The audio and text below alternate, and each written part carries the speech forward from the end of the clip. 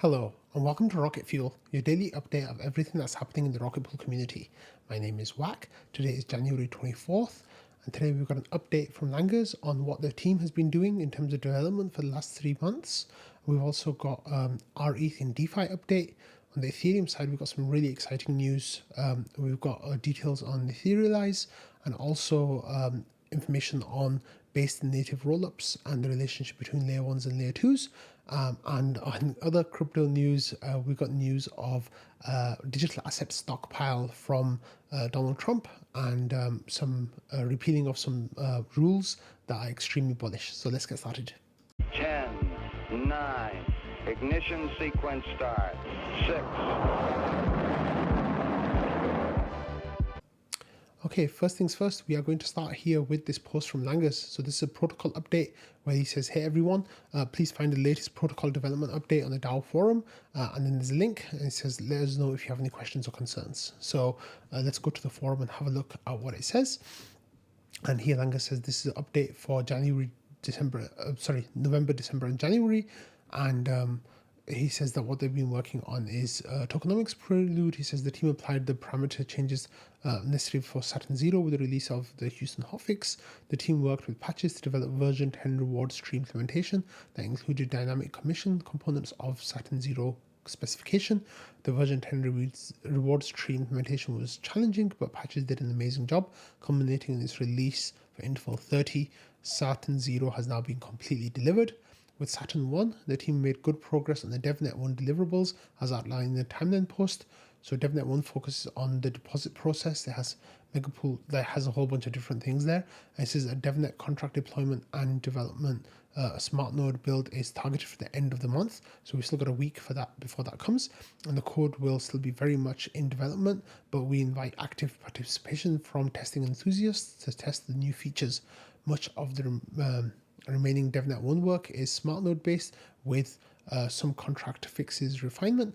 The team has now started working on the contract components for DevNet 2, focusing on ETH reward distribution and penalties. And then smart node version 2, this is like delayed quite a lot. So it says the smart node version 2 release is substantial ground up rewrite of the smart node. It applies lessons learned from developing version 1 to improve overall performance, developer experience and integration opportunities. As we've developed version 1, we've tried to keep version 2 in line with the changes. The version rewards tree version 10 needs to be merged to version 2 and then can be deployed to Haleshki for final testing. In the last report period, we performed substantial function testing, so we have a high degree of confidence. Once Haleshki testing is complete, the team will deploy version 2 onto a testnet and our ODAO nodes for mainnet testing. If that is successful, we will make the jump over to V2.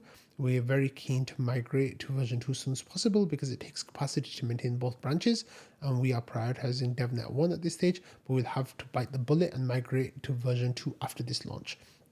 And then with websites and APIs, it says the team worked with long lists of additions and performance improvements for the main Rocket Pool website. We've added a new API endpoints and improved performance. So there's prototyped CowSwap integration into the liquid staking website. That's awesome development, that one that we've been asking for quite a long time. The aim is to leverage their routing and MEV protection to get the best deal for liquid staking users. We're currently evaluating the integration and assessing the pros and cons. The team have been working on dedicated node management website to separate out node functions from the liquid staking website.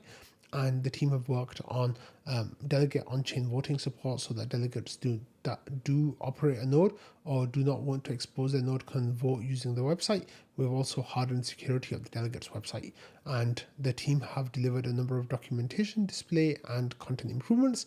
And in addition, the team have fair amount of DevOps work maintaining, monitoring and upgrading servers. And let us know if you have any questions. So here there's information from Kevster saying looks like everything is going as planned. Do you think the original roadmap timeline is still accurate?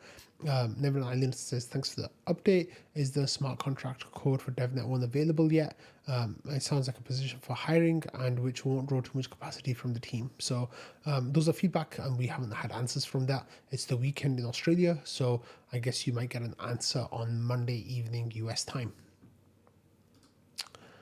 Okay, every couple of weeks you get an update from stakerocketpool.eth, and this is from Regex Buster, and this is a new day, a new look, new opportunities. The RPL DeFi Sheets update is live and it's looking smoother than ever. PancakeSwap again is back to the highest APRs at 38.36%, which is absolutely incredible. It says check out this sleeker look at RPL DeFi and come back for more updates. So let's actually go and have a look what it looks like. So yeah, the Google Doc is here. And I'm just waiting for it to load. Let's just go back to the tweet thread for now. So yeah, CowSwap with 38%, absolutely amazing. So it says check out the Uniswap special event via OKX that features rETH liquidity providing also at 20.45% and 122.2% APR because of multiple staking initiatives. So the rewards there are really sweet. And then rETH DeFi opportunities on layer 2s are many, while your favorite L2 is you can start earning Balancer and Aura rewards as well. So here you can see that some of the numbers that stand out are really nice, like Balancer on base looks good, Balancer on Arbitrum is looking nice as well, and Balancer on Optimism is looking good as well. So there's some nice numbers there. And then on ETH mainnet, you can earn, cake rewards, Balancer, Aura, RPL, Curve, and Stake S-Wise. I guess that's the Stakewise rewards. So some of the APRs here, like Balancer, rETH, Wrapped ETH, 7.35%. PancakeSwap, of course, like we mentioned, up to 38%, which is amazing. And then if you made it this far, it says make sure to check out the RPL DeFi, do your research, and remember you're already winning by just holding rETH. So it's just if you just hold rETH, you're getting around 2.73% trailing average. And if you look at it post-merge, you're getting 3.52% since then. So RPL DeFi, what they've done is they've like incorporated some logos here and like cleaned it up a little bit, so it just looks much nicer now. It doesn't actually look like a Google Sheet anymore, even though it still is a Google Sheet, but a Google Doc, sorry. But yeah, there's a whole lot of information here if you want to dig into that. So cool job, team. Okay, here we had a post from Ben Eddington, and he says, Homestakers, allow me to encourage you to join the ETH Panda Ops Zatu monitoring network. It's a fantastic team, an amazing endeavor. If we're going to maximize the blobs while protecting homestakers, we need all the data available, and there's a link in the next tweet. So if we actually go to this website, Panda Ops website, you'll see that you can contribute to Zatu. So help improve Ethereum by contributing your node's data to our research. Data is published openly in a privacy-focused manner and used for research and analysis. So here they have 76 nodes who have already registered on 3 networks. You can't see it because my face is covering it. On 3 networks, public nodes 32 and countries 14 countries. So the way that I understand it is they are trying to collect data about how people's nodes are operating, and then they're using that to get information on whether or not we can increase the blob count, which is absolutely awesome to see that they're going through a data first method of expanding Ethereum, which is really exciting. If we press the contribute button, it takes you to this Google form. So it says contribute to Zatu. Thank you for your interest in running Zatu Sentry and contributing data from your beacon node. Access is currently restricted to known community members, and it's subject to limits like how much data can you handle, and then you can read more information there. So it asks you which network are you sending data from, how many beacon nodes will be sending data from, how much geolocation data of your beacon node are you willing to share, and this data can be derived automatically. Are you willing to share the ISP of your beacon node? This data can be derived automatically. Which country content are your beacon nodes in? Rate your technical ability. Describe your involvement in the ecosystem. And then what's your username, like on Discord or GitHub or Twitter or Telegram? And can we contact you? And let's do this basically. So if you are interested in providing the data of your node to this team, then they will give you information, or they'll gather the information and see just how well the blobs and data on your node are performing, and how it's all looking and how it's working, and whether or not we can then increase the count of blobs safely going forwards. Okay, this morning I was involved in an AMA that was set up through the Rocket Pool's IMC, and this was with an IMC partner, MaiaDAO, who work with Hermes, which is a project that actually wanted to reward Rocket Pool with some voting tokens in their new launch, as they've got launch partners that they want to launch with. Now, this is just like, a friendly relationship between Rocket Pool and Hermes, and they gave the tokens of their own volition, the voting tokens. However, if you go to their app, you can see that the tokens that their voting distribution tokens have voted for their rETH pair, and that the reward there is absolutely staggering right now. It's 331% APR, and that's because they only have $3 of liquidity locked so far. So this is just a huge amount of APY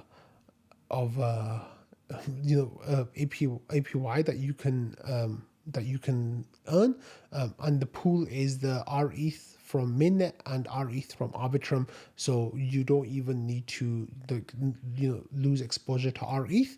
You just, it's an rETH pair, and the amount of rewards here are astonishing. So if you are interested in trying to farm some of these rewards, I'm not sure how long it's going to last, but there's something there. So if you're interested in that, then go and check that out. But you can play around with their website as well. One of the things that I really enjoyed about the call was it seems like they say that they're quite Ethereum aligned, and they want to keep growing with the Ethereum values, and I like the sound of that. But yeah, you can listen to the call in the Twitter space, and then you can play around with their platform on the link there as well. Okay, we talked about Obol Collective a few days ago with their airdrop. We've been mentioning it a few times, and the airdrop is now live. So this is the Obol Collective, like you can claim your airdrop. It says be vigilant. This is the only legitimate place to claim it. And the address is claim.obol.org. That's claim.obol.org. Please only follow the link in the tweet that is in the description below. And please also double check that and verify that that's the right one, because they, you don't want to get hacked. But yeah, that's available now and that's live now. There was an issue that I mentioned a couple of days ago with their the way that the list is using the node address instead of the withdrawal address. So here Cody says that claiming Obol airdrop with Rocket Pool node operator withdrawal address has been updated. Claiming is open for 90 days, so there's no rush. And the list they used with the stake cats Rocket Pool node operator list for eligibility. So check that out if you want. Halulu actually had some interesting feedback here. He says that it seems like the claim is very expensive from a gas perspective. So if you are claiming this, please make sure that it's at a very low gas period. And they are, I think they're, it's a very low gas period. That's the main thing that you need to do. So here Hulu says, is there a specific reason for this? I haven't had a chance to look at the code. So Cody says, yeah, I noticed the same thing this morning. But I didn't look at it too deeply. I assume it has to do with the claim plus delegate functionality that the team wanted to enable for voting in the first round of the retroactive fund. So it might be that, the gas is quite high. So definitely make sure that you are doing it at a low gas period.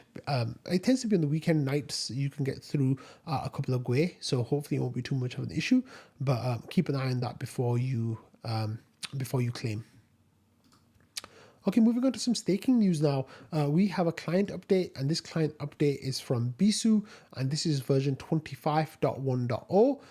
And it says this is an optional upgrade. This release resolves the rock DB freezing issue. We've seen some users in the 24.12.x series, and more information is here. It's safe to upgrade directly to 24.1 from 24.10.0 to 25.1.0, but please note that breaking changes in 24.12.x releases as well.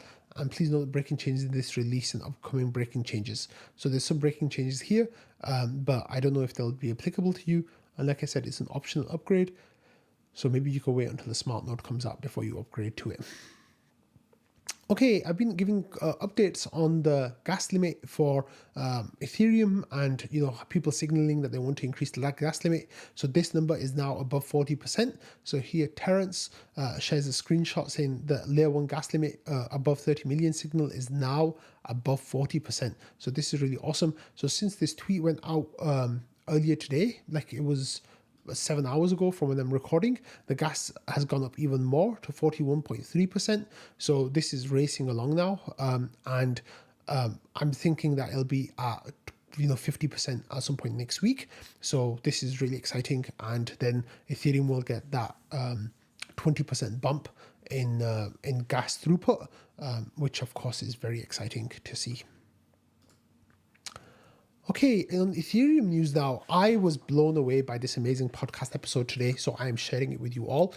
Laura Shin here put out an episode with Etherealize, and they said why Ethereum's new marketing arm is convinced Wall Street will adopt ETH. And this was with Vivek Ventures, who you might have seen kind of blowing up a few weeks ago or a couple of months ago on Twitter.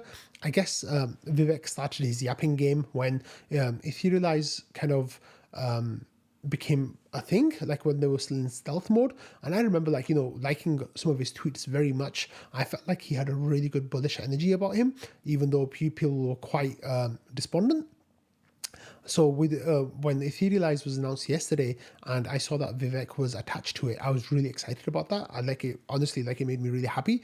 But then Laura Shin getting him on Unchained and actually talking to him just was awesome, absolutely wonderful. So some of the things that were covered in the episode were why Vivek believes now is the perfect time to launch. Some spoilers here. He talked about how the regulatory environment shifting in the US meant that we can get a bit more bold with how we talk about crypto in the US, and it was kind of not aligned with the inauguration of Trump that they were announcing the launch. This was the date they always kind of had in mind, but it just worked out that way. And then behind the work scenes, he talked about how he's been in TradFi for over a decade, and how his team have been in TradFi for a very long time, and they just get TradFi, but they also get Ethereum, and how he started working on Ethereum in 2020, and has been, really passionately a passionate participant in that time. Then Vitalik and the Ethereum Foundation backed the project, and then more talk about the timing of the announcement and how it might have been a sentiment low, and going forward from there. And then after that, there's the driving the narrative of ETH as an institutional grade asset, and whether L2s are ideal for corporate scalability and customization. This part, from 19 minutes onwards, there was just some really, really great content here, and some wonderful sharing of Vivek's perspective and his ideas of what Ethereum is and how it's growing, and his incredible bullish support for the L2 roadmap, and how he thinks that that's going to tie into TradFi and what their needs and wants incredibly well. And yeah, it was just a wonderful episode. So if you want to listen and you've only got 15 or 20 minutes, then listen to the part from 19 minutes onwards, where he starts talking about Ethereum as an institutional grade asset. And I think Laura Shin was trying to poke back at some of his assertions about ETH's dominance in TradFi, saying that, why can't Solana do this? And some of his answers were just awesome. So really, really good answers. I think one of the things that I was really hoping that he would push on more, with this idea of centralization versus decentralization, because Laura Shin was pushing this idea that, the L2s are quite centralized with their sequences. They don't have their escape hatches. None of them are, stage 2 in their development. So only some of them are at stage 1 still. Some of them are still at stage 0. So Laura Shin was kind of pushing that, and what I was hoping that Vivek would say there a little bit more strongly maybe was that comparing it to Solana, right? The level of centralization that is there, because Laura Shin was referencing the president of the Solana Foundation, or someone who she had on the podcast last month, talking about how there's a hypocrisy in Ethereum that they call Solana centralized, but their L2s are even more centralized than Solana is. And I think that what Vivek maybe and others could have pushed back on here is that the idea of decentralization is paramount to crypto, and Ethereum layer one is, I think, the most decentralized layer one in all of crypto, more so than Bitcoin. Even when you look at their mining centralization and cartelization of their mining hash power and how it's in small factions that are extremely dominant. When you look at that and then you look at all the other ones that are just not even comparable, right, in their level of decentralization, what you notice is that Ethereum's core layer one is maximally decentralized. And on top of that, then you can build more centralized things. However, if your core is if it's centralized, it's impossible to build decentralized things on top of that. So I think that maybe can be an angle, but of course Vivek knows way better than me. Like, I'm not going to like try to send messaging that way of how they can present their point, but everything was wonderful. Like, that was just a very, very small note that I had, but overall, like, it's really worth your time. The feedback to this has been incredibly bullish. People saying great episode, great interview, let's go Vivek, and bull post, and just like general positivity. Absolutely wonderful content here. So I really, really strongly recommend giving this a listen and then going and following Vivek as well, because I'm sure that there's going to be some really, really great stuff coming out from the Etherealize team very soon. And I think it just makes sense to be on top of all of that to see what's going on. Okay, and then talking about layer one and layer two bullishness, Vitalik here put out a blog post called Scaling Ethereum L1 and L2s in 2025 and beyond. I'm just going to cover the summary of it for you. It says the goal of Ethereum is the same as what it's been from day one, building a global censorship-resistant permissionless blockchain, free and open platform for decentralized applications built upon the same principles, what we might today call the regen and cypherpunk ethos, as GNU and Linux, Mozilla, Tor, Wikipedia, and other great free and open source software programs that came before it.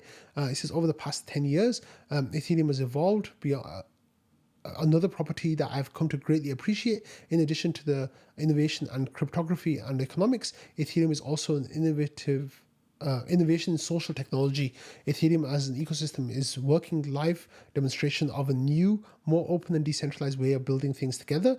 Political philosopher Ahmed Gatnash describes his experience at DevCon as follows, and then there's a quote. It says, the technical project, blah, blah, blah. Anyway, basically, this is all about how Vitalik sees the layer one and layer two kind of growing, and where the scaling is going to come from, like blobs, and proof systems and native rollups, and then base rollups as well, and how they're all going to work together. Here, Vitalik mentions the triple point asset that Ethereum is, and how it all works together. And then in conclusion, Vitalik says Ethereum has matured as a technology stack and a social ecosystem, bringing us closer to a more free and open future where hundreds of millions of people can benefit from crypto assets and decentralized applications. However, there's a lot of work to be done, and now is the time to double down. So he says, if you're an L2 developer, contribute to the tooling to make blobs scale more safely, the code to scale the execution of your EVM, and features and standards to make the L2 interoperable. If you're a wallet developer, be similarly engaged in contributing and implementing towards making your ecosystem more seamless for users, and in the same time as secure as decentralized as when Ethereum was just a layer one.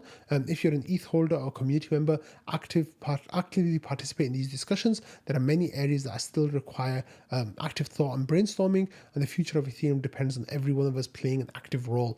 So this was absolutely awesome that, Vitalik is kind of sending out a message that, hey, we all need to be working together to make this happen. And here's where I think, things will be going. And let's get there, basically. Now, at the same time as Vitalik putting out that blog post, we had a call.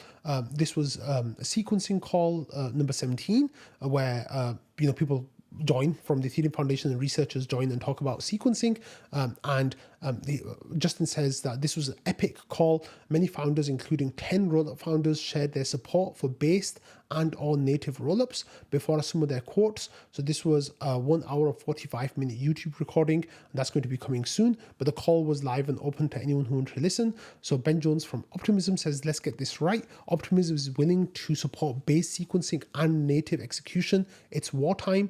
Nick Johnson from ENS Domains. Jesse Pollack from Base says we need to scale and connect the Ethereum ecosystem, and Base sequencing and native execution feels like the tools to do it. People from Nethermind here, from Unichain, Hayden Adams says, oh, sorry, that I couldn't make it, but Justin Drake shared Hayden's quote about how this is something to work towards. Stephen from Arbitrum says diversity makes Ethereum unique. We need to find common core, which is native rollup, but not stifle innovation on top of it. We're excited to contribute to this in this direction. All of us want Ethereum to win. Then there was a whole lot more going on here as well. So it seems like this whole project was incredibly bullish. It seems like all these different layer 2 projects want to pull together towards this native and base rollup design, and that is incredibly exciting. So let me just clarify some terms here for those of you who don't understand. So based rollups are ones where their sequencing happens by Ethereum validators on the layer 1. Native rollup design means that the EVM code that the layer 2 uses is identical to the EVM code that the layer 1 uses. So that's what makes it native. And then the third thing is, what do these layer 2s use as their data availability? And you'll get some that use Ethereum layer 1, like blobs basically as their data availability, and others will then use other data, and those are called volitions. So they could be using Celestia, they could be using EigenDA as well. So the most Ethereum aligned layer 2s will be based, native, and the ones that are using blobs. And I think that we'll be seeing those very soon, and I'm really excited about that. Okay, moving on to some crypto news now. Here we have Donald Trump finally releasing the news of the strategic pile. And now this was something that Bitcoiners wanted just for Bitcoin, but the language here has been very clear. So DB says that Trump order on crypto to develop national digital asset stockpile, not naming it as a Bitcoin stockpile. And we get some more information here from the Kobayashi letter saying that President Trump has signed an executive order to develop a national digital asset stockpile. But also there's more here. There's another executive order to create a crypto working group, and this will be set up with a bunch of different people in the executive branch. And then these are his first crypto related executive orders. So this is very interesting. A lot of Bitcoiners were really upset that the Bitcoin wasn't mentioned, that it was digital assets. Like Marco here says they spelled Bitcoin wrong. And then others saying that instead of a Bitcoin reserve, they might call it a digital asset reserve, and testing out new stuff. But Bitcoiners were quite upset with this, some of them, and some of them were just like, this is awesome. So we're going to get some more information as the ideas develop. It seems like there's going to be an exploration phase that we're going to go through. As we get through that, I'll definitely let you know what comes up and what digital assets will be included in this reserve. Now, there's been a lot of hype that this is going to be like US crypto projects like Solana, Cardano, XRP. When you look at the assets that Donald Trump is actually accumulating through the World Liberty financial platform that he owns, they are buying ETH more than anything else in vast numbers. So I don't know what's going to happen here. I don't know if that's just cope from me, or if that's like, trying to look a little bit closer that people aren't looking at. But there's a lot going on here that should be very interesting, and I think is going to be very newsworthy. And then Hester Pierce potentially has some of the most bullish news of the day when it comes to crypto adoption. So she says, bye SAB 121. It's not been fun. And then there's a SEC Gov accounting bulletin number 122. So there's a new SAB 122, which basically repeals SAB 121. SAB 121 was always an executive branch rule that Congress was trying to undo in the previous session.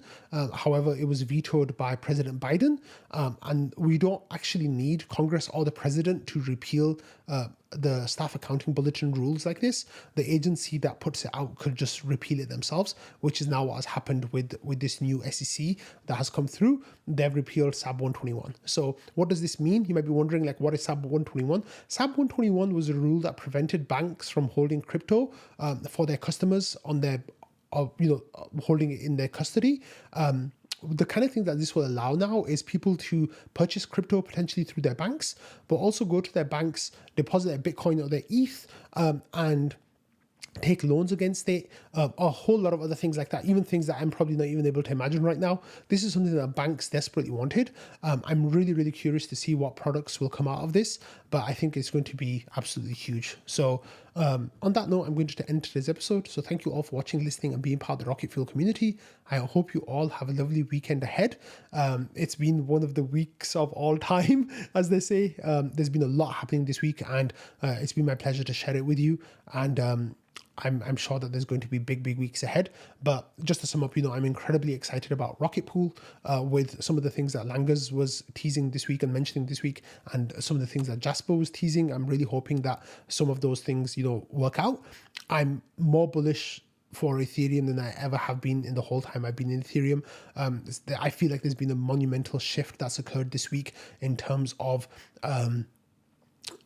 like approach that people have towards Ethereum. I feel like, more has been engaged from Vitalik all the way down, and people are just getting more and more like aware of what they need to do to make Ethereum successful as a protocol and as an asset. And then on top of that, some of this political stuff has had people kind of worried or scared, but yeah, for crypto, it's definitely going to be incredibly bullish, I think. So I'm going to end the episode. So once again, thanks, and I'll see you all on Monday. Bye.